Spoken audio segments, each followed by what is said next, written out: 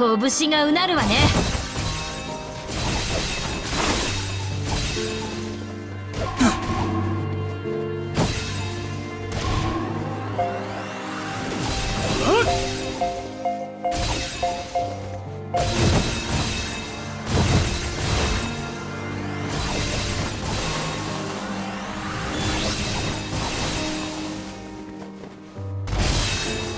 You'll be all right now.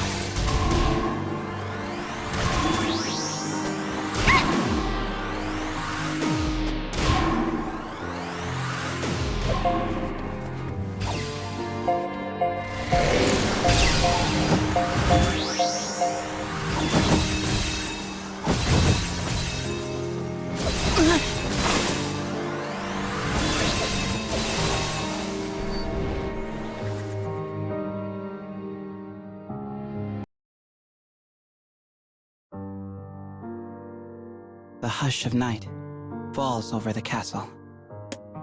Unsteady footsteps and scraping metal echo through marble corridors.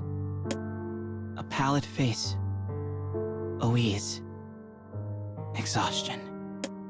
The guards offer to help their liege as he walks, but he waves them off and leans heavier on his aged metal staff. "I'm fine," he insists. A clear lie.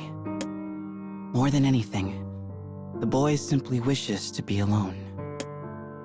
The illness which has long eaten away at his body has now begun to prey on his weakened heart. His vision wavers.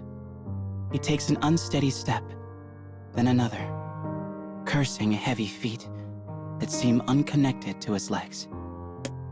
Every time he coughs, the scent of metal fills his head. Yet he continues to walk alone. He is the first prince of this nation, but that is not how people know him.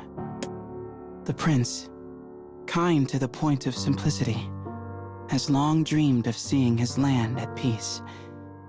Yet now, even that compassion seems to have vanished from his dimming gray eyes. He finally arrives at his room. Lacking the strength to spark a lamp, he collapses in the dark. As breath leaks from his withered body, he leans against a wall and lets his thoughts spin. He thinks back on his day, on the battle. As he was responsible for the spark that set off the war, he volunteered to lead on the front lines. Racked with guilt, he sought to bring the conflict to a peaceable conclusion as quickly as possible. But the world does not turn on a child's dreams alone. War has taught him just how harsh reality can be, and just how soft he is. Though he once yearned for a world at peace, he now understands such things to be the gibbering dream of a madman. As he hangs his head in despair, he notices something on the floor. It is a folded piece of paper. Someone must have slipped it under the door. After a brief moment of fear, he reaches out to take it. It contains rows of numbers, dead and injured as a result of the most recent battle. The moment it registers, tears blur his vision. The number is so much larger than usual. All those lives, gone, vanished like smoke in the wind. He thought he understood the weight of his sins. Yet this new number causes his heart to creak anew. The deaths, the numbers, they had always been something apart from himself, something vague. But this piece of paper makes them terribly real. Thus, he blames himself. His gaze rests sadly on the paper in his hands. And then, a realization. Someone wrote this for him. In today's battle, his brother attempted to take the prince's life and put himself next in line for the throne. In much the same manner, someone wrote this note to amplify his guilt, to point out how his hypocrisy comes at the greatest of costs. And whoever believes this lurks in the shadows of the very castle he calls home. Perhaps wishing for peace is a mistake. Perhaps his life is a mistake. His naivete led only to tragedy. Every action he took and every belief he held dear has all been for naught. As he sits alone in the dark, he hears the sounds of conversation from the corridor, and soon his shoulders begin to shake with quiet, maniacal laughter. He can never return to the light again. He locks the door and drags his heavy body to his desk. He tears open the top drawer, causing his most precious possessions to clatter to the ground. Among them is a knife with a wicked edge. His clouded eyes gaze upon it. His hand hovers above it. There is no point in any of this. No point in his body, in his dreams. They are things utterly without worth. Perhaps the world would be better off without them. A cold sensation settles over him, one that makes him feel not himself. It is as if the warmth he once felt from his arm is now a thing separate from his body. Or more accurately, one could say it felt as though its warmth was flowing out of him. From some distant place, he ponders his own actions. Drops fall from his arm, causing red splotches to slowly spread across the rock below. It looks so much like what he saw that day.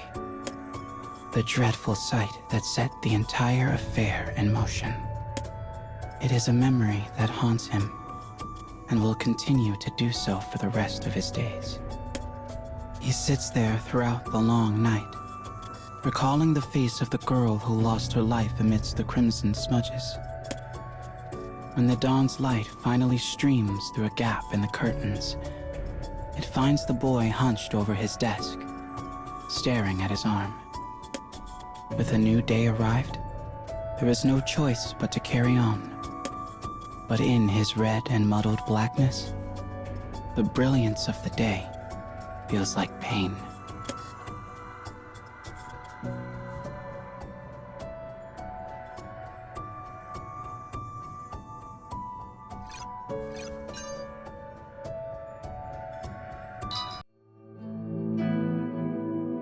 This is from... Wait, what's going on here?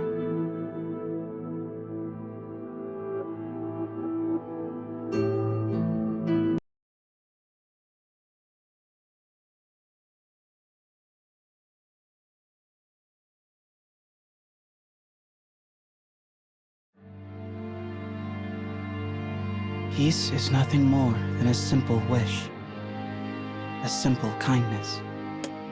Yet the price for that wish had been dear, with a great many lives lost in its name. There will always be sacrifices in times of war. That is simply the way of things. The boy remembers hearing those words, and they cut straight to the core of him. Perhaps they were right, he thinks to himself. Perhaps I will never escape the horror of my sins.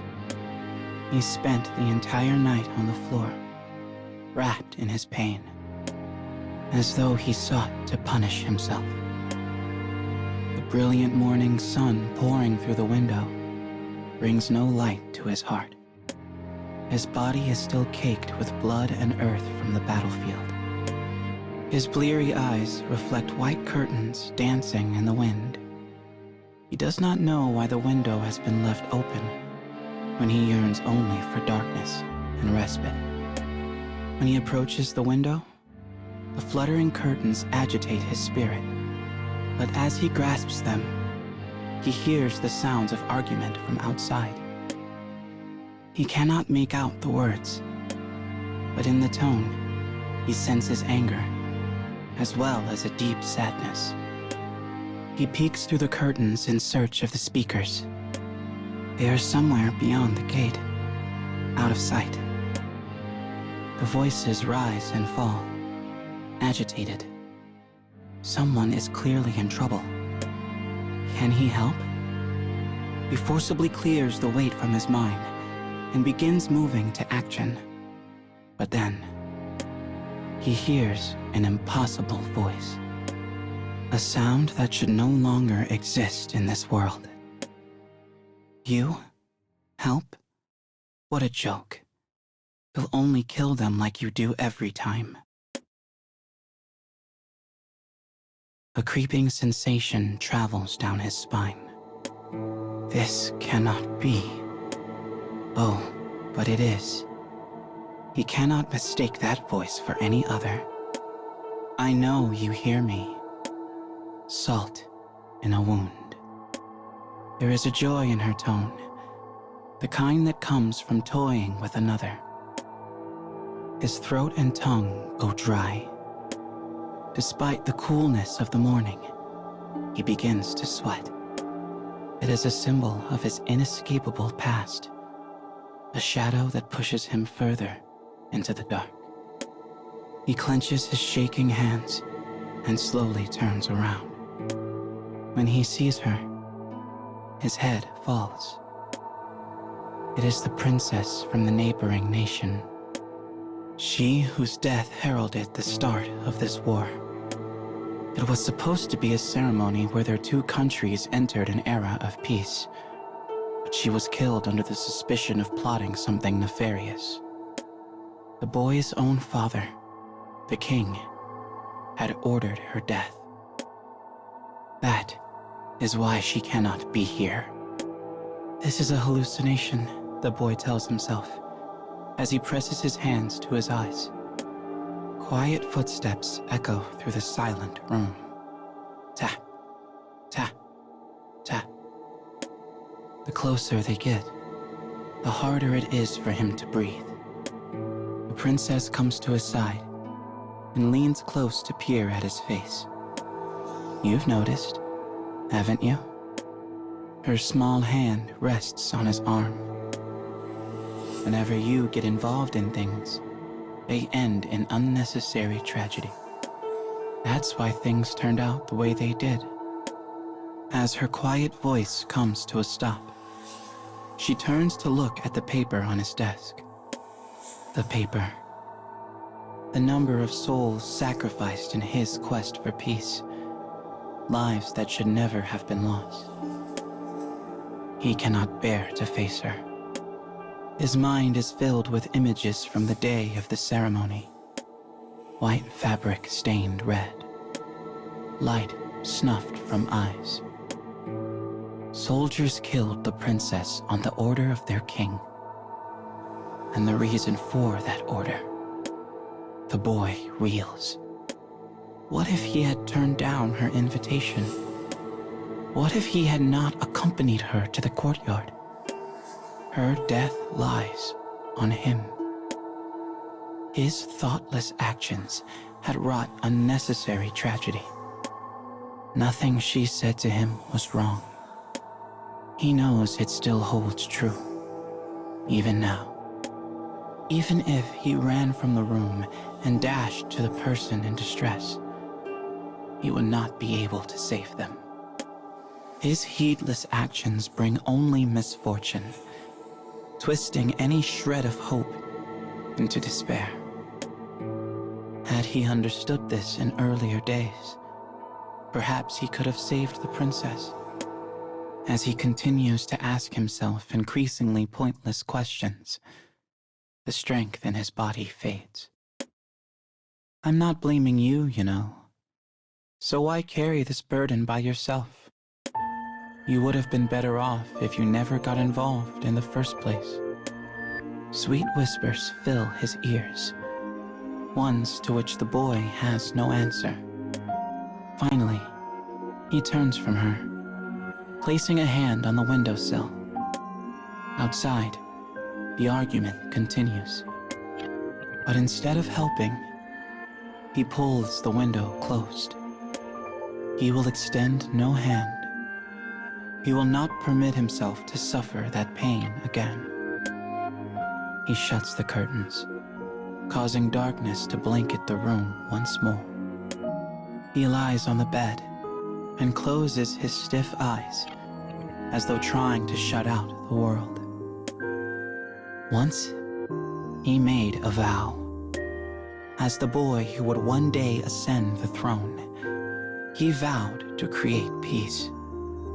It was a goal he would never turn from, no matter what. But now, for the first time in his life, he has turned his back on that dream. For the first time in his life, he has turned his back on another.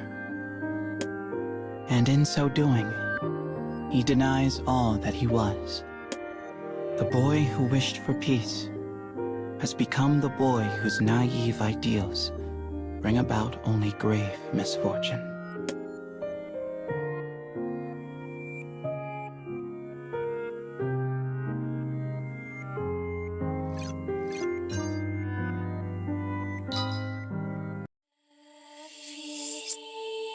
I still remember her face, the smell of gunpowder.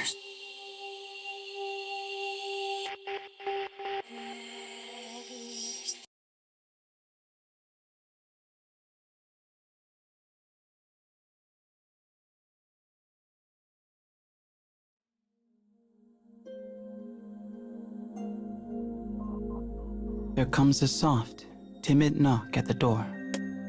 The sound brings consciousness back to the boy. He slowly sits up on rumpled sheets. Though his mind is hazy, he looks at the door. The knocking continues, meek yet persistent. Finally, a voice calls out. "How do you feel, sire? I hear you have been unwell." Were he his usual self, the boy would immediately open the door and feign a smile. But now, he finds himself unable to get up from bed, unable to do more than stare at the door. Pretty words, but is he truly on your side? The princess stands next to his bed. Her phantasmic eyes bore straight through him. "Let me see your face, sire. Please. You must at least eat something." The voice is worried, but the princess speaks over it. "Do you really believe him?" "Of course not. No one in this castle worries for you. Everyone thinks you're a nuisance, nothing more." The words of the princess are poison dripping through his ears. As she says, he has no proof the voice behind the door does not wish him ill.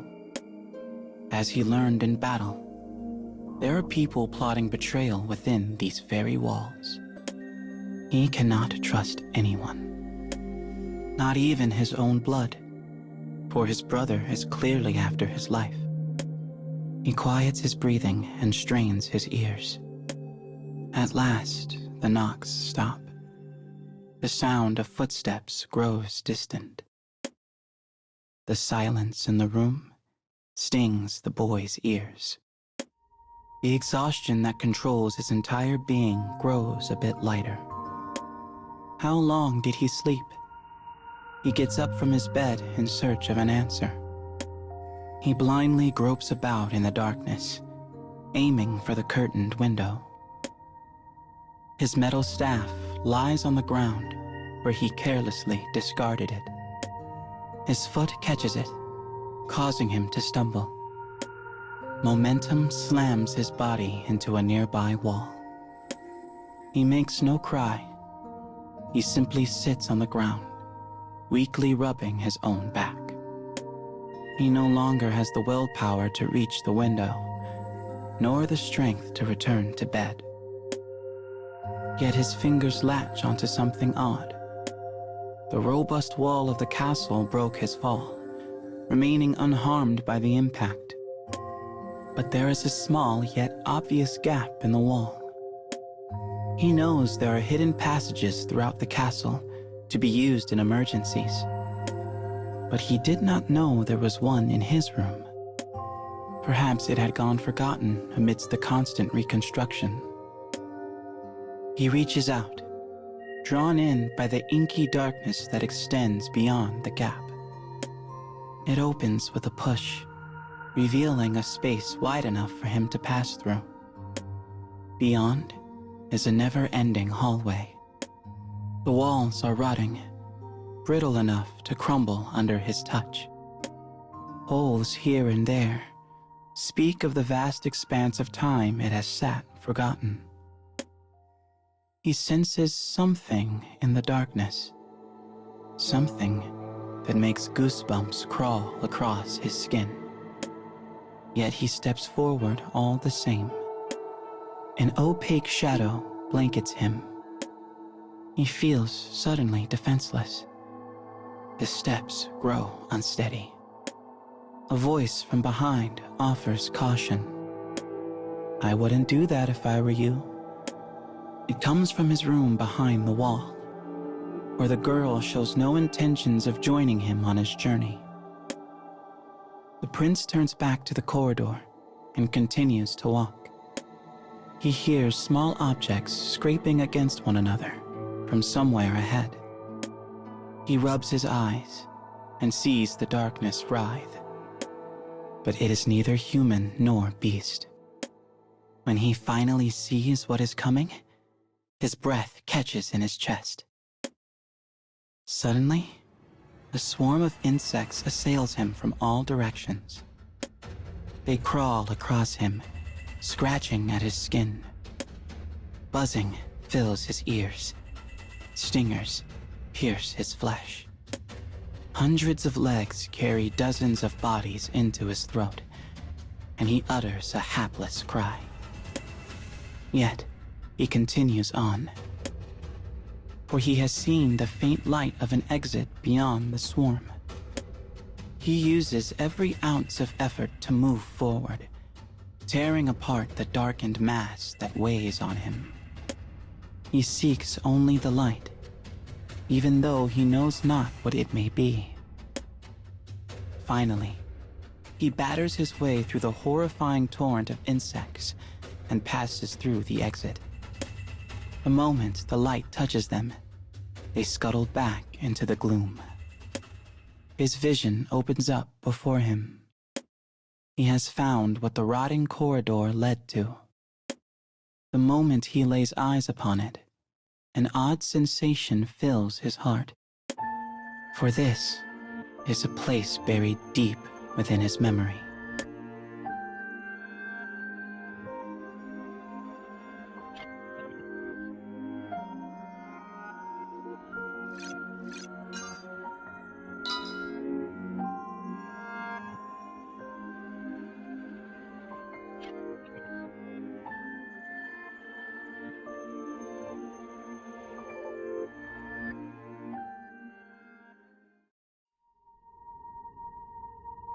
Whoever was knocking at the door,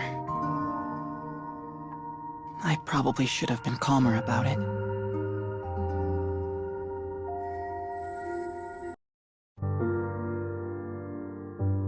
Have I been given a chance to confront her once more?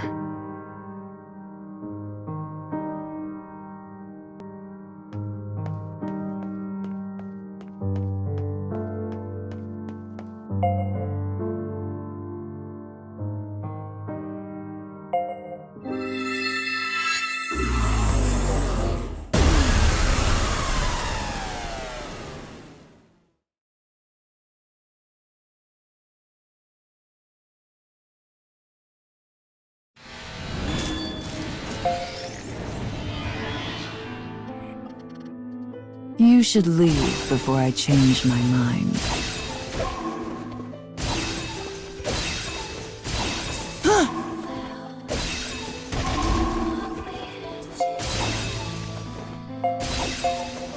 Here!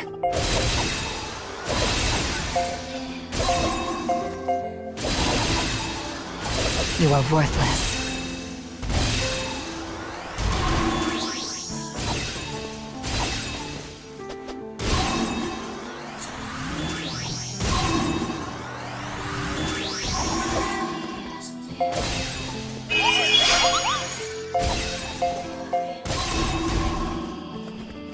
I'm not done yet.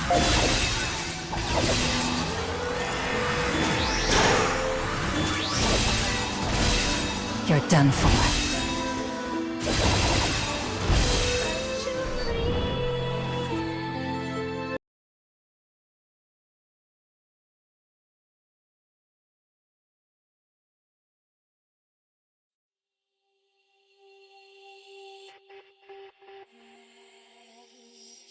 A familiar scene waits beyond the corridor of writhing insects. Moonlight floods the room through a small window near the ceiling. The furnishings are similar to the prince's own room, but they have sat here untouched and forgotten for an age, and are now covered in a thick layer of dust. Yet somehow, he knows this place. In the distant past, he once knew the moonlight pooling through that little window. He once knew how the edges of everything glittered in the lamplight. He remembers. Seeking answers, he reaches out and takes a photograph off the desk. A shaking finger lightly skims the glass, revealing a faded image of a smile long since lost. This is the Queen's bedroom, his mother's bedroom. It had been built behind his own. After her death, it was sealed up and locked away. The castle staff did not even come here to clean. Sitting atop the small desk is an empty glass, a fountain pen, and a bottle of ink that was never put away. His mother's life remains here, frozen in time. It feels as though she was present mere moments ago. The boy gazes fondly on the chair as he slowly runs his hand across its back. A moment later, his eye catches a discolored piece of paper. It rests on the edge of the desk, as if it was meant to be concealed and then forgotten. He takes it in his hand. The writing is gentle, just as it is in his memory. It is his mother's hand, written before she passed from illness. The letter never found its intended recipient and was lost to time along with her room. Guilt washes over him in waves. The letter sat here long enough for the color to change, yet he never found it. Now that he has, he feels obligated to deliver it. He looks for the name of the addressee and is shocked to see his own. The letter is an apology. His mother apologizes for shouldering him with the heavy burden of being first in line for the throne. She apologizes for passing to him a weak constitution that makes him more susceptible to illness. The more he reads, the more his joy turns to despair. The letter serves as proof of the pain he caused his mother. If only he had not found the hidden passageway. If only he had never ventured down it. His thoughtless actions have once again wrought unnecessary tragedy. The cruel words of the princess begin to ring out again in his mind. Determined to read no more, the prince moves to place the letter back on the desk. But then he notices a second page, one folded perfectly in with the first. Though he does not want more hurt, he yearns to know what else his mother said. He carefully peels the second page from the first and begins to read. But it is because I know weakness and pain that I have the strength to provide company to others. No one can avoid hardship. Many cannot bear through it and ultimately lose heart. But finding someone who understands their pain is the help they need to carry on to another tomorrow. If you ever see someone hurting, I pray you might go to them and be that understanding ear. You may even lose heart yourself. But if that ever happens, someone you have aided in their time of need will do the same for you. I gave you your name and the belief you will find blessings and hope in your path. After all, what name could inspire more hope for the future than one that means tomorrow? The boy's eyes snap open to reveal a familiar ceiling. He feels as though someone just called his name. He looks around, confused. Once again, he has collapsed on the floor of his room. A strange feeling overcomes him, and he hurriedly climbs to his feet. The spiteful image of the princess is nowhere to be seen. The knife wound on his arm is gone. Perhaps it had all been a dream. In which case, once on his feet, he goes to the spot in the wall where he found the hidden passageway. It has clearly been moved recently, but no matter how hard he pushes, the door does not open. He knows not what is dream and what is reality, but there is an invigorated feeling in his heart. He feels a breeze on his cheek. The window has been left open. He remembers now. People were arguing outside. Was that real? He is yet to forgive himself for his own mistakes, his own failures. But if he were to lose heart over that and give up on others, he would ever remain a failure. So if the arguing is real, he knows what he must do. He picks up his staff, unlocks the door, and moves boldly into the outside world. The white curtains flutter in the breeze, as though seeing him off.